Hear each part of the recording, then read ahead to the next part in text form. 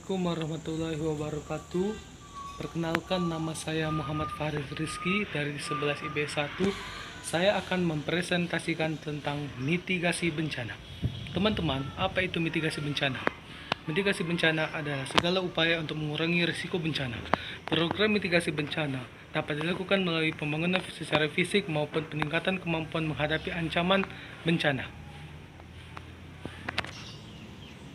Menurut Pasal 1 Ayat 6 Peraturan Pemerintah Nomor 21 Tahun 2008 tentang penyelenggaraan penanggulangan bencana, mitigasi diartikan sebagai serangkaian upaya yang dilakukan mengurangi risiko bencana, baik lewat pembangunan fisik ataupun penyadaran serta peningkatan kemampuan dalam menghadapi ancaman bencana.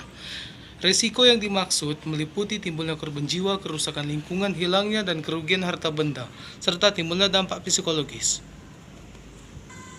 Dalam bahasa Inggris, mitigasi bencana disebut disaster mitigation.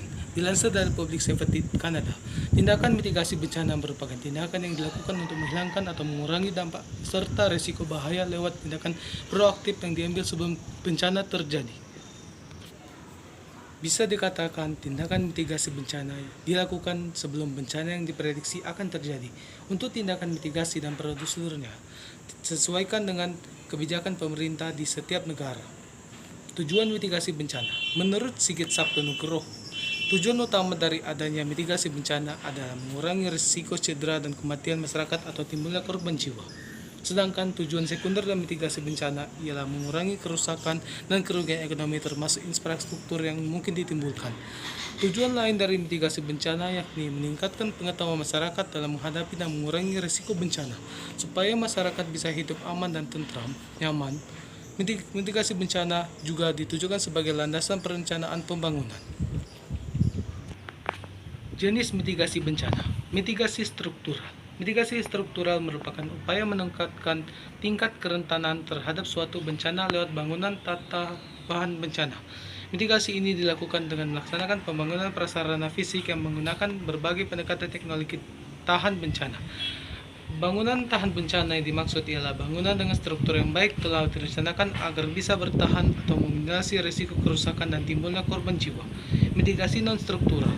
Mitigasi non-struktural merupakan upaya mitigasi yang dilakukan selain pembangunan prasarana fisik, artinya bentuk mitigasi ini bisa dilakukan lewat pembangunan peraturan oleh pemerintah dan halnya.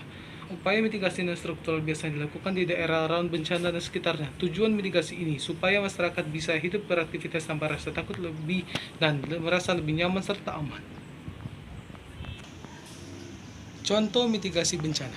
Pembentukan undang-undang atau peraturan pemerintah merupakan salah satu contoh mitigasi bencana non-struktural yang biasa dilakukan pemerintah di berbagai negara. Selain itu, masih ada contoh mitigasi bencana lainnya yakni pemetaan daerah rawan bencana seperti longsor atau banjir. Pemetaan dampak bencana letusan gunung berapi, misalnya daerah jangkauan awan panas, hujan abu lainnya.